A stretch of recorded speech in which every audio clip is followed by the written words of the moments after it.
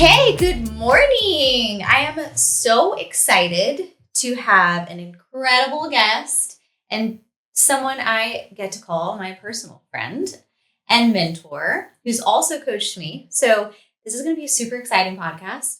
I'm pumped. And the moment everyone's also been waiting for, Walter's appearance on the pod. Yes. Hi, Walter. Welcome. Thanks for joining us. Yes, we're finally putting him to work. He's just been a figurehead thus far, but it's time for him to start pulling his weight. Yes. So I'm glad that he could also be here with us this morning. Absolutely. So, Vera, I'm pumped to get into some of these questions. We know that you are the 21 minutes today, legacy coaching and purpose-driven leadership. You have such an amazing story. I know a little bit about your background, and I'm super excited to introduce some of these questions so everybody else can learn from your experience and all of the incredible conversations and learnings that you have taken from very successful business founders and also from your coaching style and your process. So without further ado, as you know, we like to get started with an icebreaker question. So I'm going to kick us off here. When you talk about legacy and when you think about legacy, because that is in fact part of your coaching style and your business, I think people immediately go to money or fame.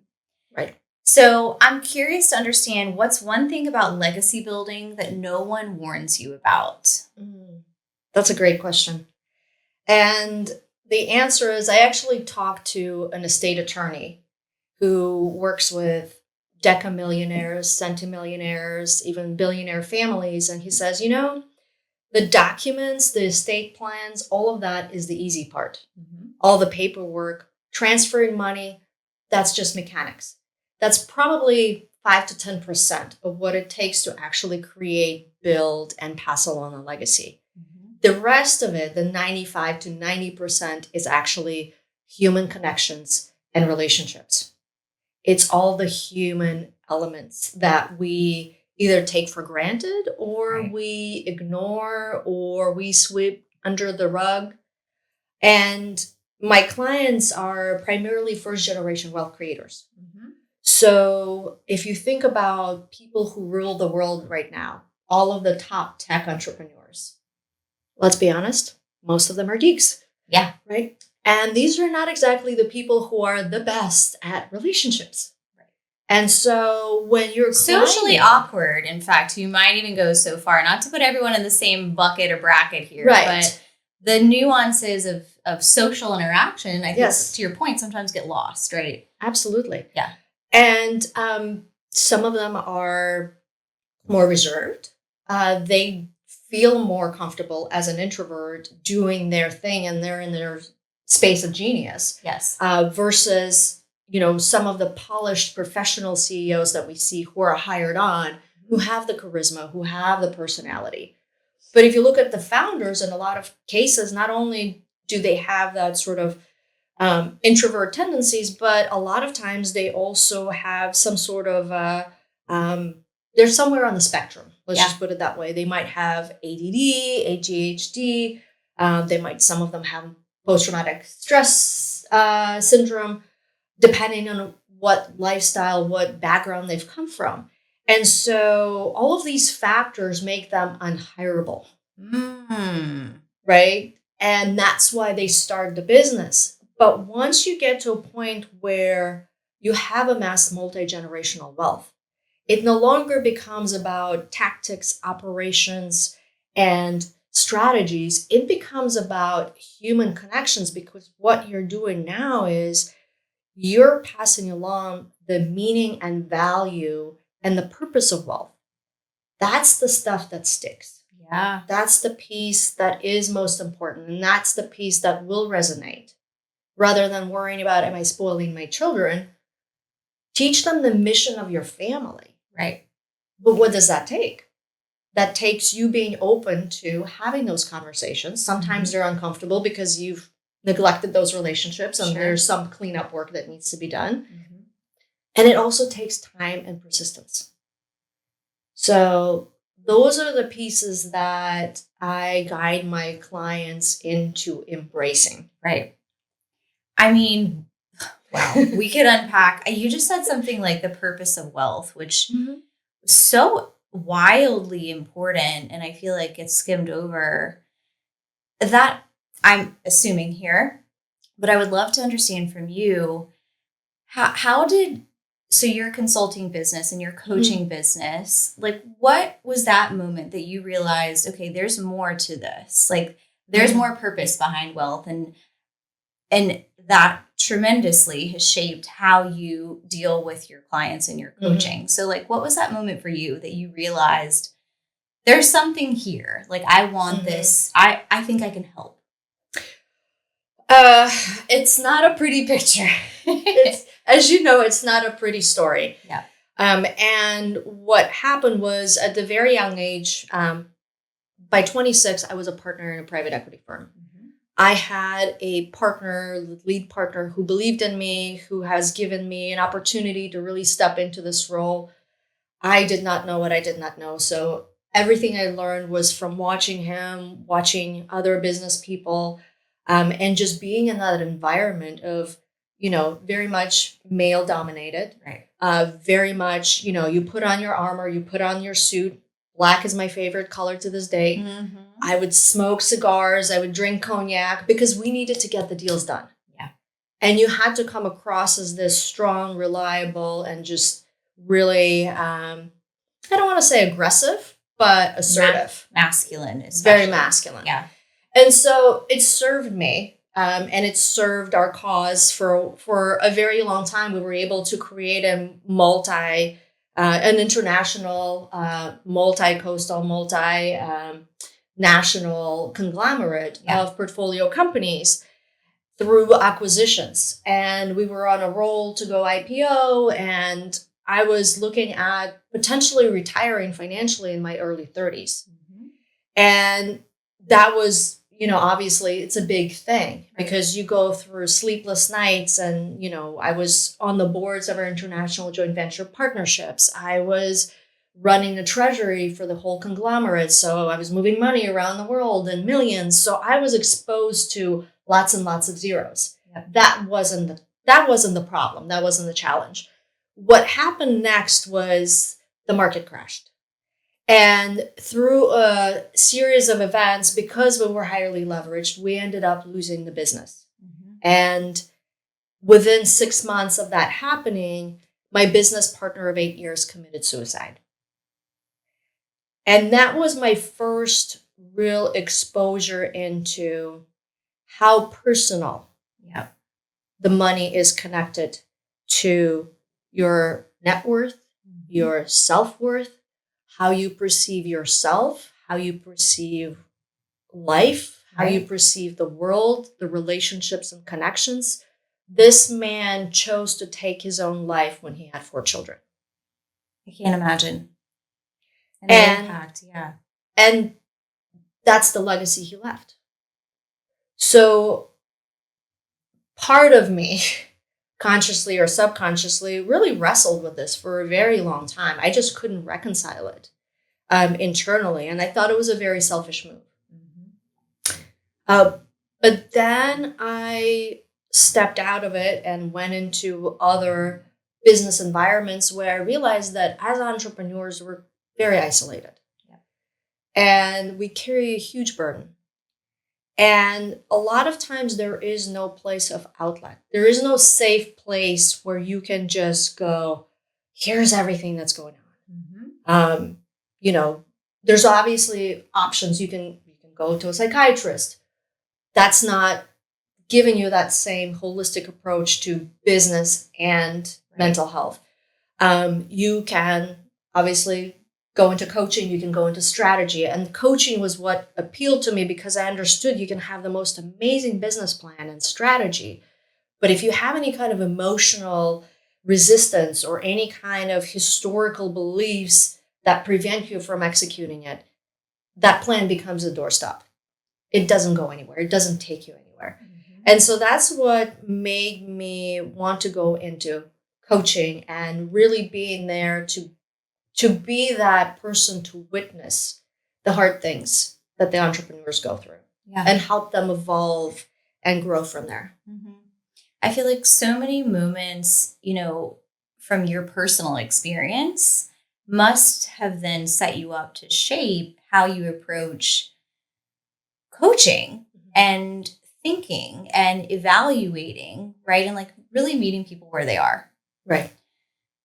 So at that stage in your career, how did you find like the next possible step into starting to help other people? Because you went from doing to helping, which is an incredible step to take. Well, there was an intermission between. Okay. I did some startups. Tell us about that and how that shaped your next step. So the idea was, okay, if I have no control over what happens with a multinational global organization and the world can blow up, yes, let me go to something more manageable, something that I can control, right? So I went into real estate because that was easy and I understood the numbers. And it also gave me a creative outlet. Right. It gave me an opportunity to make something that was old and something that was falling apart into something that's beautiful that became a home for somebody else. And that's the piece that I really enjoyed.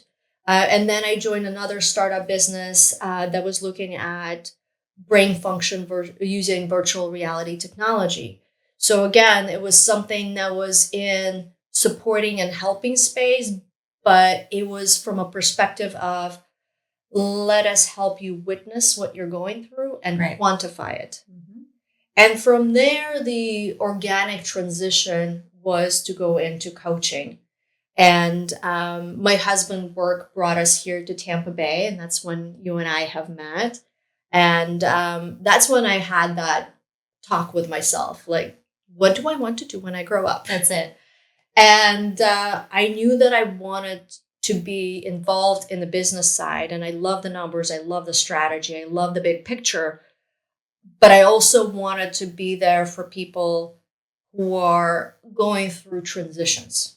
And you're inevitably going to go through a transition because actually what made you a successful entrepreneur and what made you all that money is exactly the thing that prevents you from becoming a great investor, to preserve the wealth, or to become this person who can pass on a legacy that sticks and that lasts. Which brings me to my next question, because I know along your journey, you went to the Loth Entrepreneurship Center. And at that point, you're surrounded by like all stages and walks of people. Were there anything that you walked away or during your experience or time there that you feel like successful founders continually exhibited, whether it was behaviors or mindset or maybe it's just daily actions? Was there any takeaways that you took from being in that environment? Not just from there, but just observing a number of entrepreneurs that I've been exposed through over the years is this sort of almost delusional self-belief. And fake it till you make it. Yeah. And it's not even fake it till you make it. It's like, I'm going to make this work. Right. I don't know how money's going to come. I don't know how the right partners are going to show up. I don't know how, but this is going to work out. And they have the flexibility and the ability to pivot, and their perception of risk is very different from people who need to have a stable income and stable paycheck. Great point. And you have to be aware whether you have that level of risk tolerance. And if you don't, that's fine. You don't need to be an entrepreneur. Right. You can be part of a startup business. You can be a part of a large business and create that entrepreneurial, innovative environment within wherever you land. But I think entrepreneurs are certainly on the next level of that. But I'll give you a counter to that as well. And this is something that I have come across now that I'm looking and working with people who are on the other side of success. Sure. Right? And one of the sayings that I've heard from a biohacking friend of mine is, isn't it funny that the first part of our lives, we're sacrificing our health for our wealth. And then we get to the other side of it, we sacrifice all of our wealth. just to get back to healthy. That's perspective for you right there. So imagine if you started with that in mind when you're building the company. Yeah. Yes, you're still going to have the same mindset and determination, but how you take care of your body and how you show up for yourself and others can be adjusted and trained for that outcome. I mean, I feel like the idea now of hustle culture and grind and like doing all things all the time every day and start at 4:30 and be a Navy SEAL and, you know, get your protein. It's just like, what? If you were to try and manage a company that way, people would look at you like you're insane, you know? So why do we try and do that to ourselves? I think that's a really great point that you bring up. And you even mentioned something, which is that at this stage in your career now, having coached a lot of founders, startups, and now moving into sort of the other side of that, running a Tiger 21 chapter, you're experiencing these folks who have already had the success of building and are kind of on the other side of that. Yes. So when you're thinking and looking at these conversations instead of what does it take to get there? Right. What's the difference? Like, what are you finding that people bring into the equation either unexpectedly or just differently? So this touches on the points that I brought up earlier, is that first generation wealth creators, so the entrepreneurs who had that significant company that they've built, that they've exited, or even if they haven't exited it, but it's throwing off millions. So now you are in millions, tens of millions, hundreds of millions. All of that wealth, what do you do with it? Right? Yep. You have to become an investor in order to preserve and grow that wealth. What does it take to become a good investor? You can't fall in love with a deal, and you have to be diversified. It's 180-degree opposite of singular focus of an entrepreneur. I will not let my baby die. Yeah. So what you're seeing oftentimes is, and this is where it gets tricky, and this is where the human elements get triggered, is that entrepreneurs have a successful company and then they start another company and they invest in it. Well, sometimes those companies succeed, sometimes they don't. Right. And sometimes they have to start another company because they were terrible at investing and preserving their wealth. So now they have to rebuild it again. Yeah. Right? So having that awareness, and where are you going to get that awareness from unless you have done it or unless you're part of a multi-generational wealthy family? Right. Then you're experiencing a very different structure. You've been brought into an environment where you're aware of these shifts that need to happen. So again, if you manage to transition from entrepreneur to a successful investor and you're able to preserve and grow your wealth and set it up and get it ready for your heirs, what's the next step? The next biggest change and shift for you personally is going to be releasing the control and transitioning the control of that wealth to the next generation. Why is that important? Well, statistically speaking, 90% of families go from short sleeves to short sleeves in 3 generations, right? First generation makes it, second generation spends it, by third generation, nothing's there. Why is that?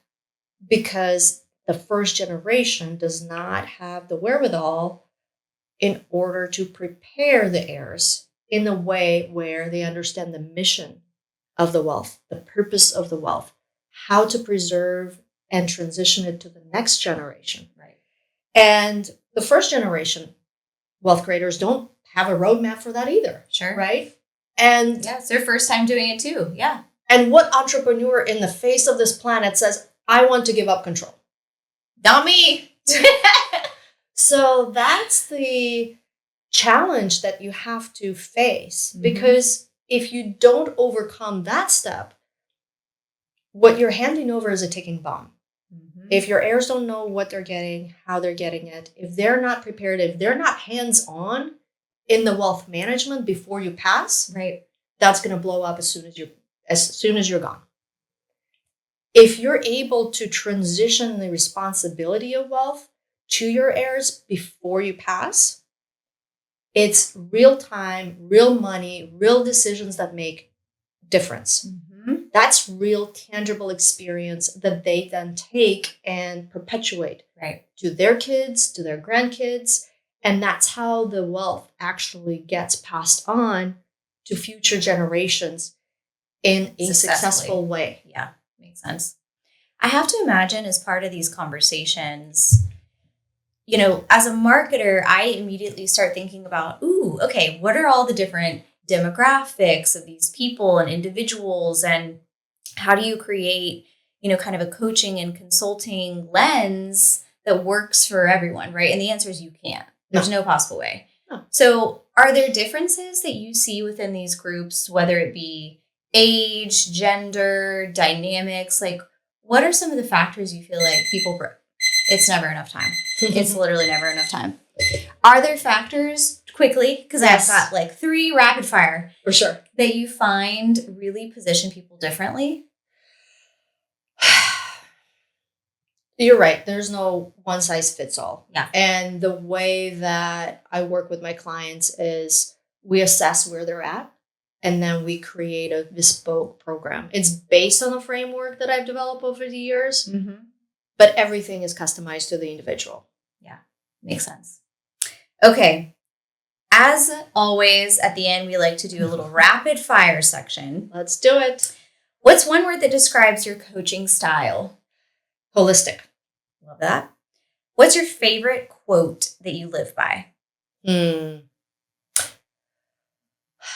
don't have one. I think they're more like mantras that keep shifting. And at this moment in my life, my biggest mantra is why not? Love it.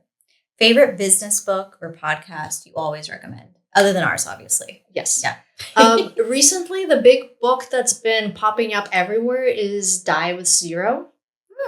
And it gives you a perspective on wealth and what it's for and what your life is for.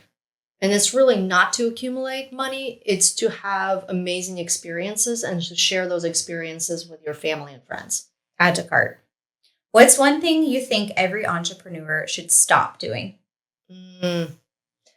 Neglecting sleep.